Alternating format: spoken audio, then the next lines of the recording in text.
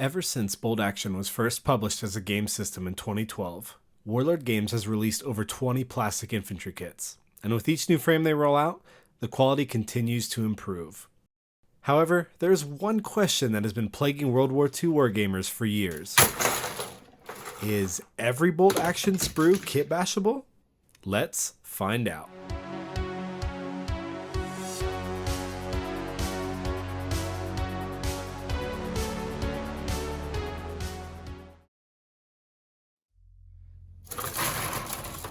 Hello my friends, I have set out to create a kitbash or conversion from every Warlord Bolt Action Sprue.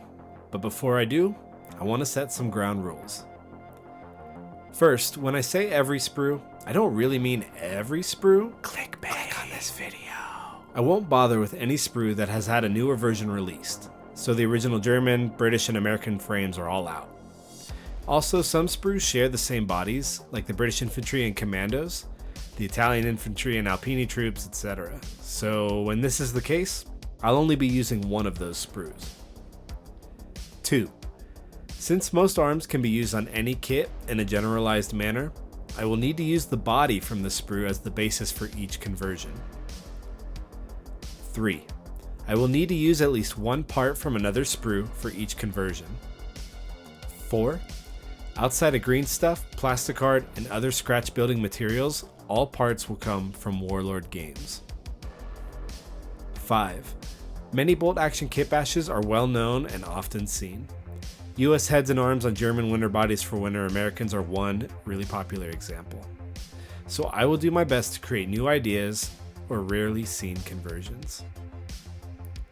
And finally, I'll keep it all historical, so no weird war or what ifs. Some of these conversions will be more intense than others, but they'll all follow these same rules. My hope is to inspire you guys out there to take one or more of these ideas and run with it, creating unique squads or armies that the Bolt Action community has not yet seen. Okay, so with all the legalese out of the way, what do you say we get down to it?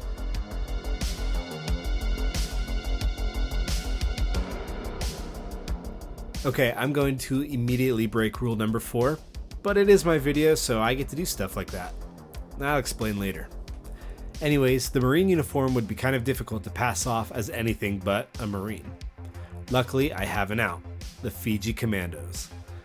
The Fiji Commando served with the New Zealanders and Australians in New Georgia and were very capable jungle fighters. And the best part for us, they used American uniforms. So I started with this US Marine body. I noticed that in the photos, some of the commandos weren't wearing boots. Now I'm almost positive that they would have worn boots when in combat, but I also know that going barefoot can be quieter, so I'm just gonna lean into it. I grabbed a Warlord Zulu and clipped his lower legs at roughly the same place where the Marine's fatigues were rolled up, and I did the same on the Marine body. I glued the right lower leg to the Marine right leg before pinning the left lower leg for some added strength, but also so I could get the positioning just right. I then added some green stuff to fill in the gap left from pinning. Now there is plenty of photo evidence of Fiji Commandos using American weapons, but I really wanted to give my scout an Australian Owen gun. I started with a Marine Tommy gun and a full Sten gun from the British paratrooper sprue. After removing most of the Thompson, I clipped away the Sten receiver from its stock. I also carefully cut the magazine away, making sure not to damage it. Then the Sten was glued onto the Marine arm and the magazine glued to the top to recreate that iconic gravity-fed clip. To finish the Owen gun, the barrel was removed and replaced with a small piece of styrene plastic rod to make the barrel slightly longer. To wrap up the conversion, I broke rule number 4. I found some 3D printed native irregulars on eBay and decided to just use their heads. I mean, I could have used the metal Papuan set from Warlord, but that would have been the opposite of cost effective. So, the head was super glued on, and one Fiji Commando complete.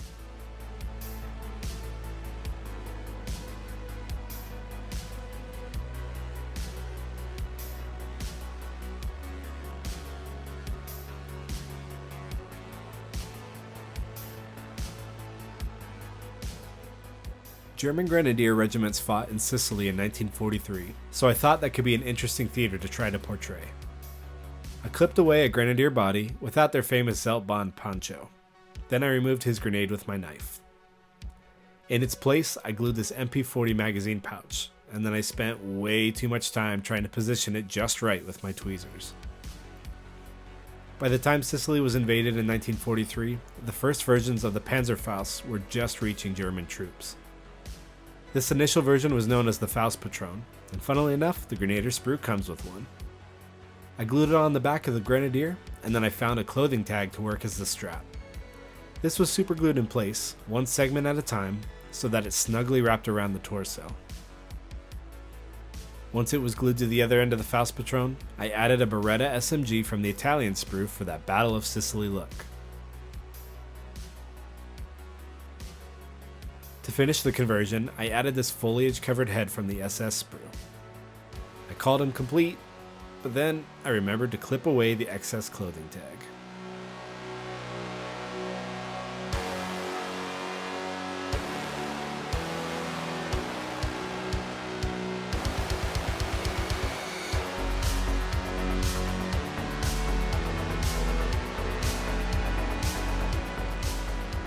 The British 8th Army Sprue is unique amongst Warlord's plastics in that it is the only Sprue where the minis are wearing shorts. I couldn't think of too many units that would have worn shorts in combat, but I did stumble upon this photo of a GI wading through a river on New Georgia, and I was off to the races. It started by shaving away the very British high socks molded onto the legs. I did my best not to remove too much plastic.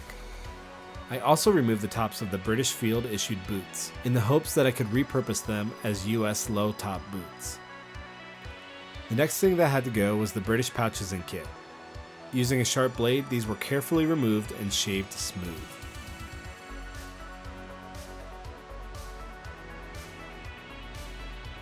I did the same with the bayonet and canteen on the back side of the model.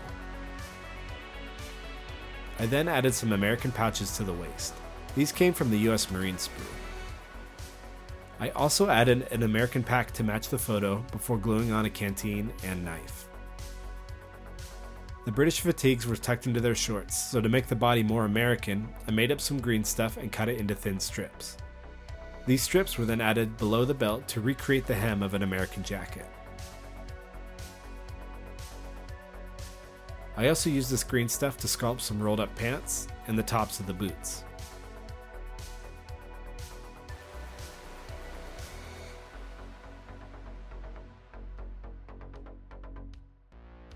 Once this was done, I glued the model to a base, gave him some Garand carrying arms from the US infantry Sprue, and the classic cigarette-smoking US GI head. Then, threw him in the river.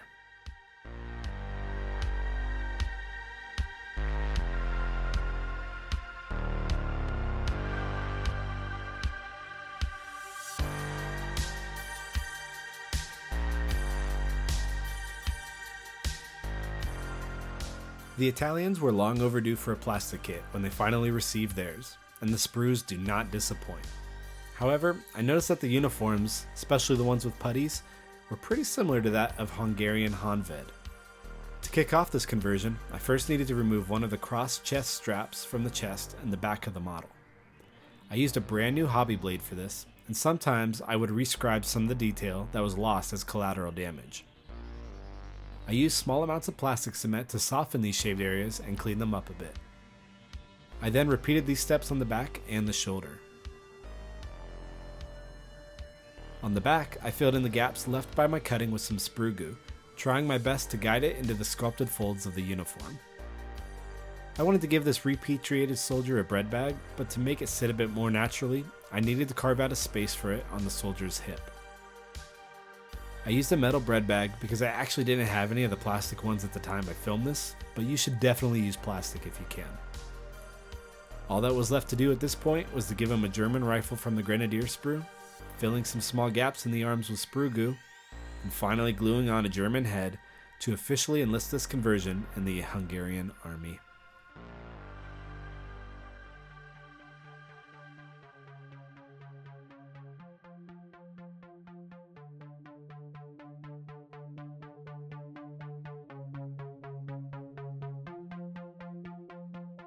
The Japanese Sprue may be the least kitbashable Sprue in the entire Warlord lineup.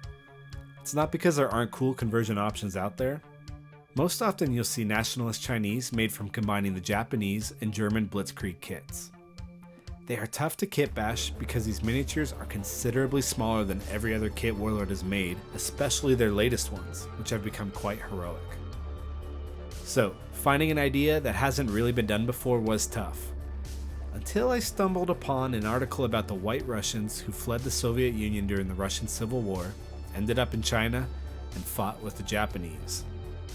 Here you can see Russian officers in training wearing Japanese uniforms and swords, so subject matter found. However, to make this conversion work, I needed to replace the putties on the model with leather officer boots. And by replace, I mean scrape away.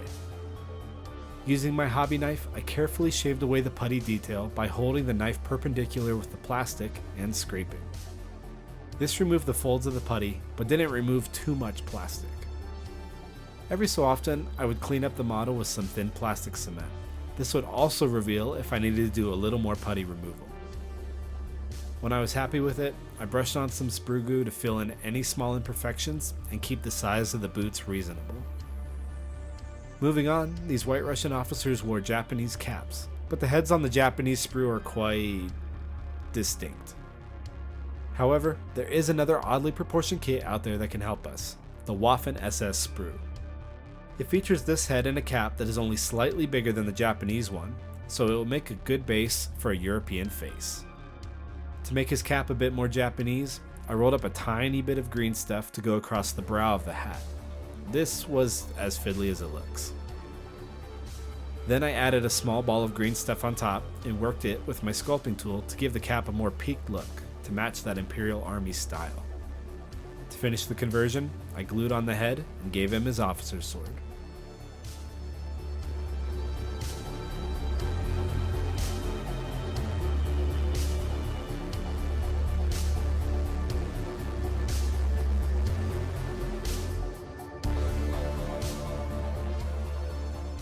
Alright, time for a simple kit bash. The British Sprue is often given 8th Army or US Marine arms to make British and Commonwealth soldiers for the Burma theater. But today, I'm instead looking to our friendly neighbors to the north. Canadian NCOs used American-supplied Thompson submachine guns up until the later stages of the war when they started receiving Sten guns from the British. Honing in on a Canadian NCO in the Italian theater, I glued a Tommy gun arm from the US Army kit onto the British body. For the left arm, I used this pointing arm from the Italian kit, which later I swapped out for a pointing arm from the British paratrooper kit, and added a character full head from the 8th Army Sprue. So, 4 different Sprues used total, 0 green stuff or plasticard. Not every conversion has to be intense.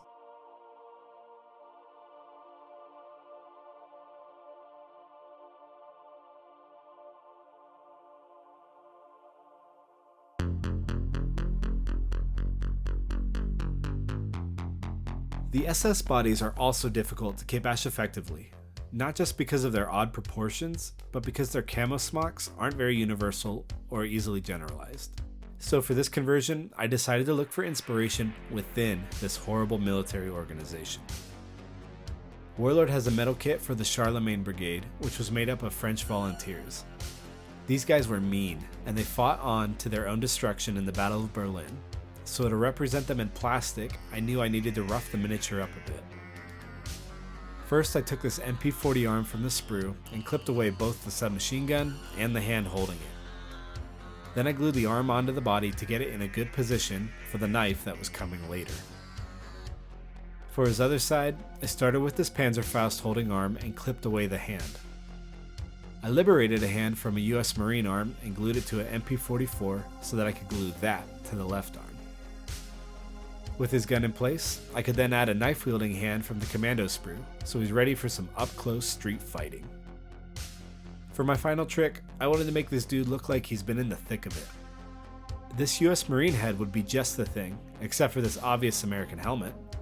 But, not being one to give up, I cut away most of the M1 helmet with my clippers, before shaving away the rest of the excess plastic around the face, being very careful not to ruin any facial detail.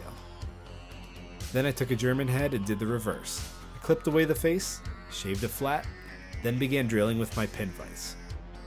I went back and forth between my pin vise and my hobby knife, slowly removing enough plastic until the German helmet could fit on the bearded American head.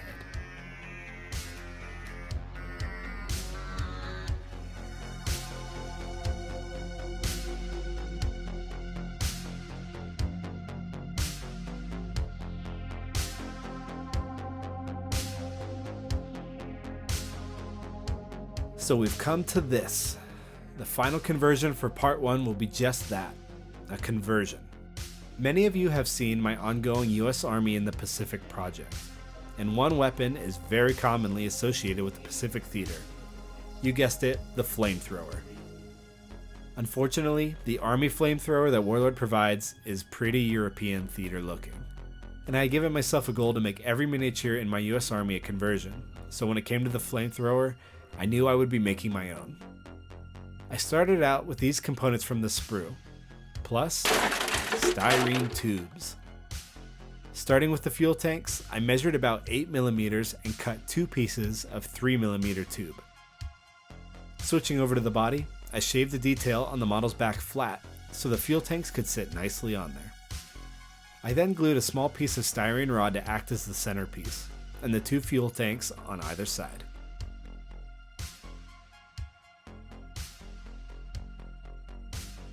To make the tops and bottoms of the tanks, I rolled up some small balls of green stuff, pressed them into the holes, and worked them into shape.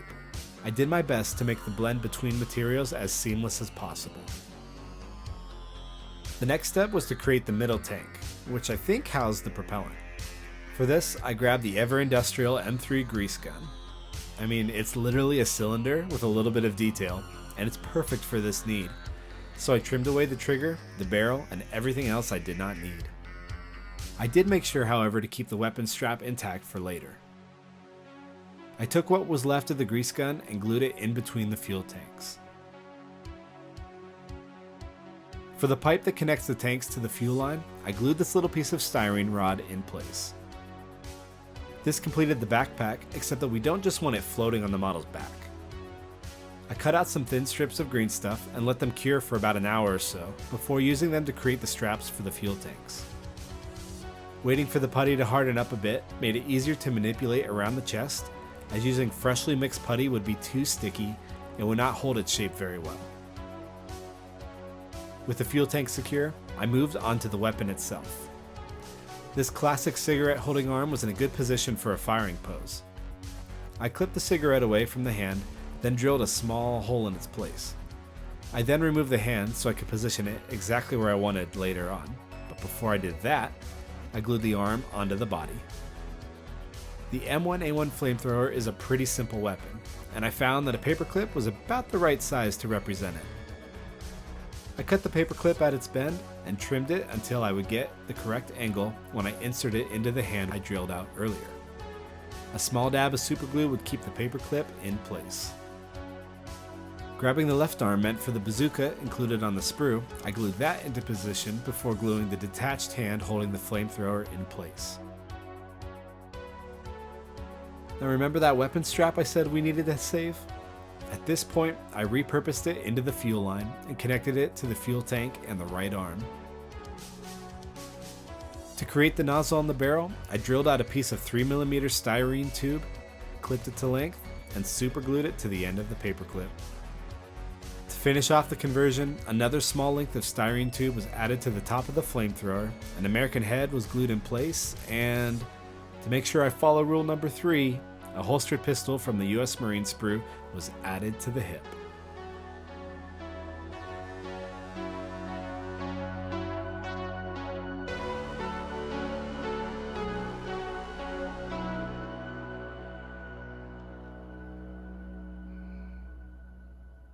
With these 8 conversions complete, all that was left to do was give them a quick paint job and